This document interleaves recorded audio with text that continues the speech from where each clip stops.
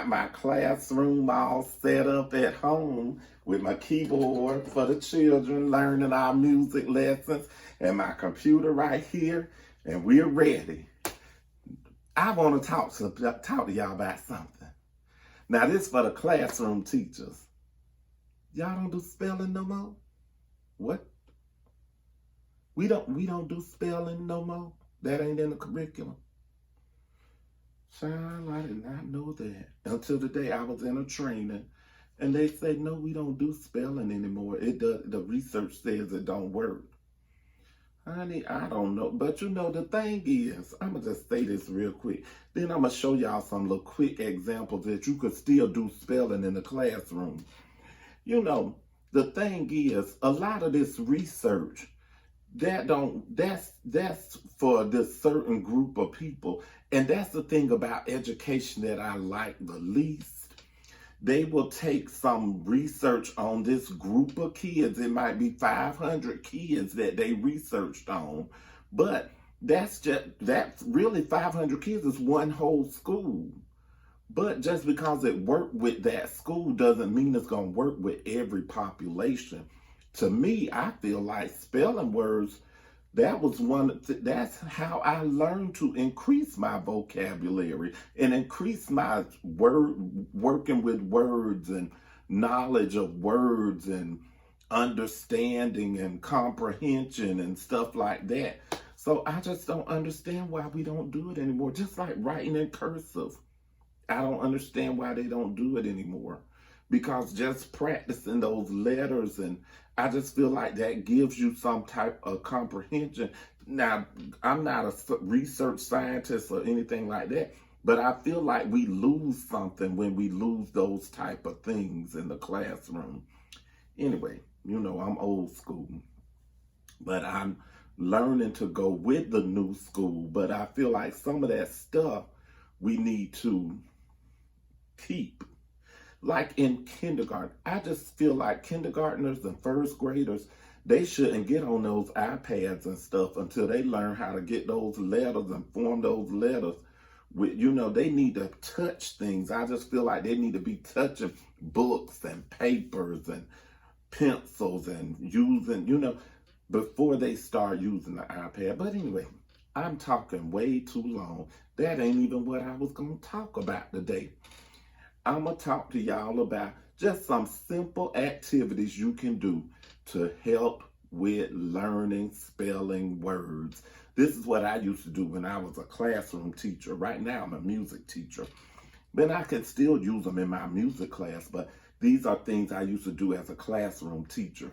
I'll be back and let y'all know, even though I done talk y'all to death. That's what I do from time to time. I just start talking. Sips coffee.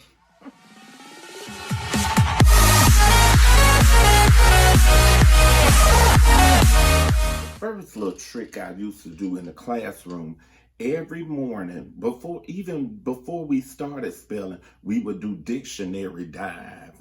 Now that's where we had a classroom set of dictionaries. And I would put, you know, the spelling words in a PowerPoint. And I would just wait, you know, to everybody, okay, get ready. I want to see how fast you can find this word and look it up. You know, and I know people say using the dictionary is not good anymore, but I feel like kids need to see how to find things in alphabetical order and then how to look up and read the definition to see if you know the meaning. If you don't know it, then we can talk about it.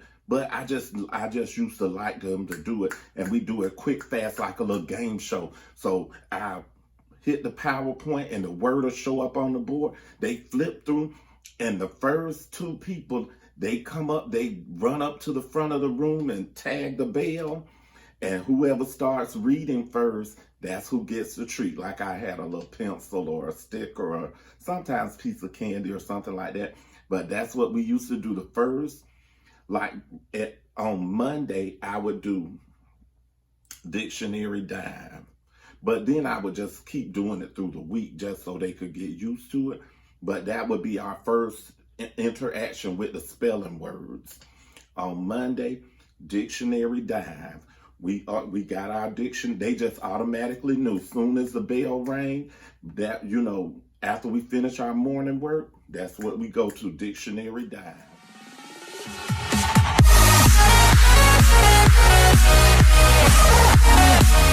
All right, y'all. Now, another fun thing that we used to do is during my reading center time or during my center time, I would have the children make hand puppets.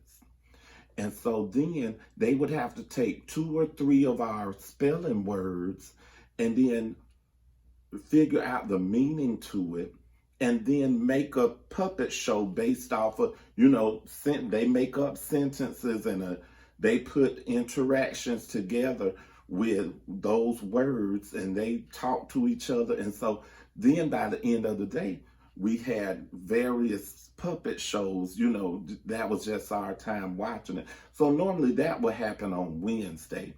So normally on Monday, we do our diction. I almost bit my tongue, y'all. We have our Dictionary Dive on Monday. Then Tuesday, I tell the kids to write the words in a sentence. Copy the words twice and then write a sentence. Put the words in a sentence. Try to figure it out. That's when you go home and ask your parents to help you. So then by Wednesday, we take 2 or 3 of those words and we make a puppet show. So the kids they excited about making their puppets and they're excited about writing their scripts for their puppet show. So they're making the puppets and talking and using the words and setting up scenes and scenarios where those words would apply. And I feel like that's a lot of Bloom's taxonomy scale. That's high on the Bloom taxonomy, because they're taking those words and putting them in scenarios and using them, analyzing them, and all of those kinds of things.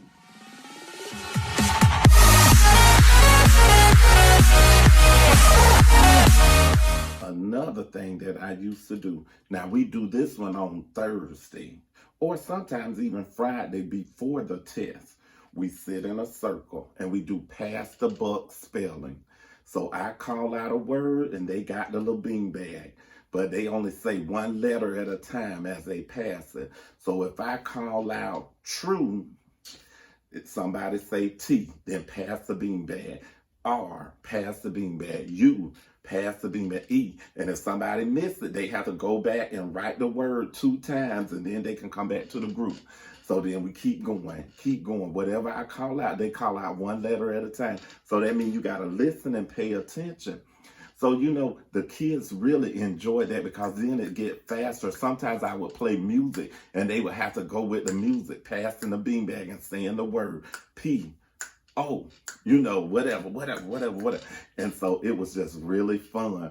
So then, if they miss it, they run to the desk and copy the word that they missed 2 times and then come back. So then we just keep doing it. And then by Friday, when it was time for the spelling test, they knew those words. They had interacted with those words. And now I feel like those words have become a part of their vocabulary, not just spelling them and knowing how to spell them. We had used those words the whole week.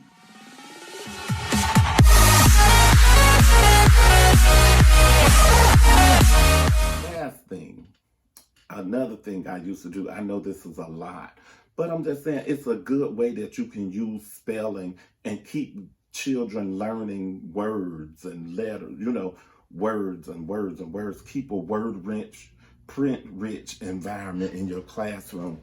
So I took this from, it's a mix between this. I used to listen to this lady, Olivia Fox morning show on the radio. I don't know if she's still on the radio or not.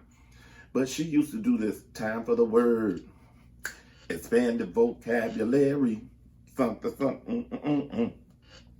So I always do time for the word. So I took that and then mixed it with Pee Wee Herman. You remember Pee Wee Herman used to have that, anytime you hear this word, you scream, ah! And so that's what we did. I did that in the classroom. I would pick one word, and anytime you heard it, anytime we use it, if we are talking about something else, anytime we use it, we get a scream. And so, we would come across it, and then sometimes the kids would purposely use the word just so they could do it. Or if we in the cafeteria or walking in the hall and they hear the word, well, I tell them to give a silent scream. So you would see my kids walking down the hall and say, so that's a good thing too. That's my time for the word. So that's another tip that you can use. So that way you can create this print-rich environment in your classroom. And I know right now we all online and everything like that, but you can still do some of those same activities online, especially like with the puppet show. They can create their puppet, and each one of they can team up. And with Zoom, I just found out, well, not just found out, but my principal does it all the time. You can put them in groups so that they can work together and then come back and finish working. So that even though you probably can't see what they're doing, I think you can still you can go into the different groups. So, but anyway, that's a good idea to use that during virtual learning.